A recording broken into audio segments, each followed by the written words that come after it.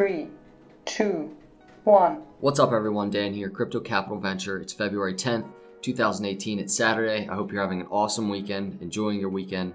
It's raining here, but I love the rain, so I'm not complaining. It's an exciting time right now to be a Litecoin holder because we've got some exciting things going on. I mean, we're approaching what I would look at, as a pretty important time. And let's just jump into the chart and kind of see. Right now we're at what I would call a critical stage in this little area right here, because we're looking at this support that I talked about yesterday, and we're also looking at just testing the top of this trend line, this upper trend line, and this downtrend that we have. Very clear downtrend. And on top of that, we're testing this 170 to 175 resistance that we really, if you remember talking about this double bottom here, we really needed to break this line of resistance in order to confirm the double bottom. Now, what happened is we bounced off of the resistance. We didn't break through it. So that double bottom was never confirmed. So I want to look at two things.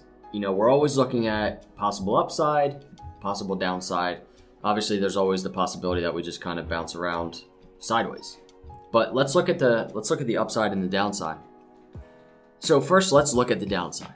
I'm always hesitant to talk about it, but it's important, especially being I have buy zones down there, and it's, I had a comment on the last video, and I'm glad they asked. They asked about a possible triple bottom, which, I wasn't really going to talk about going back down into those.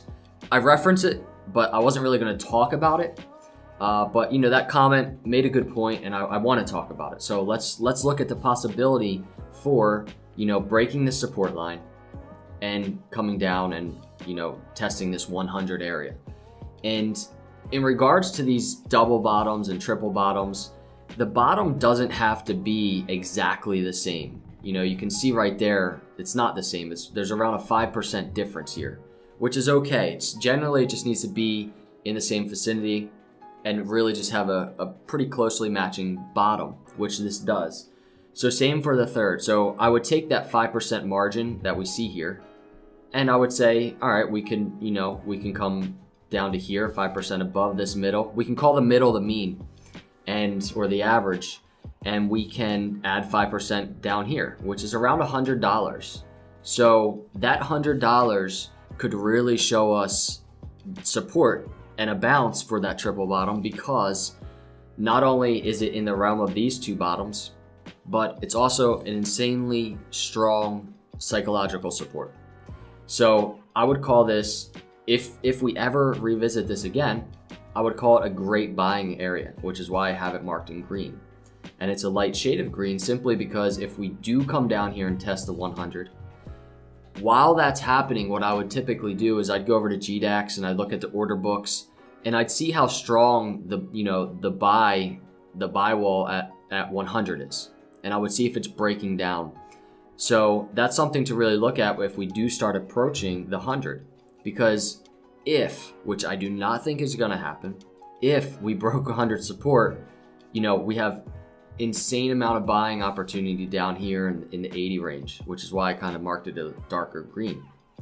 So that's the downside. That's kind of like what we could look for in a triple bottom scenario.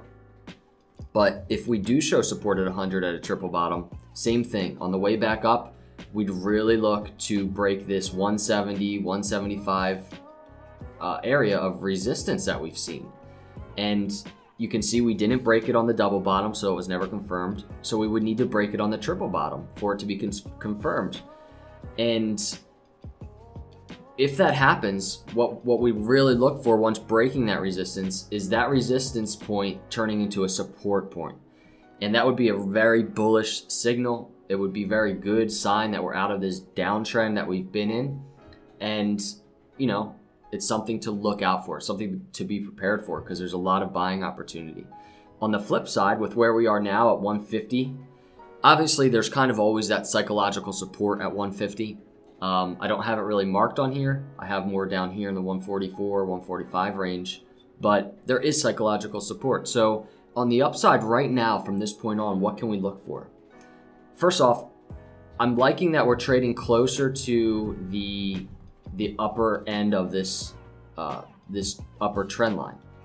And really, the one thing we can look for right now is still that breakout above the 170, 175. So there's nothing telling us that that can't happen, but we need momentum, which we kind of failed on this bounce off of this resistance here. So we really need something to happen where we can break through it. And again, we want to see that 170, 175 turn into support rather than resistance. It hasn't happened yet.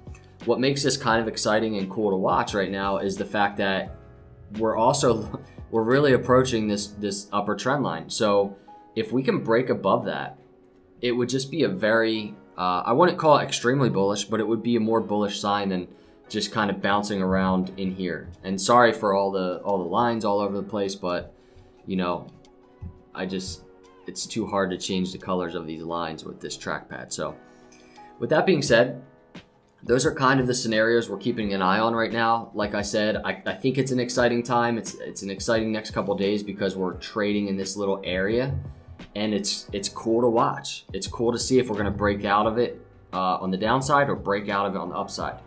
So just keep your eye on that. Have your buys ready if you're looking to buy, and if you're more of a short-term trader and you're looking for a breakout buy, just look for that 170, 175 to be broken and turned into support. And we just keep an eye on it. What else can we do? Let me know your thoughts, and I will see you in the next video. God bless.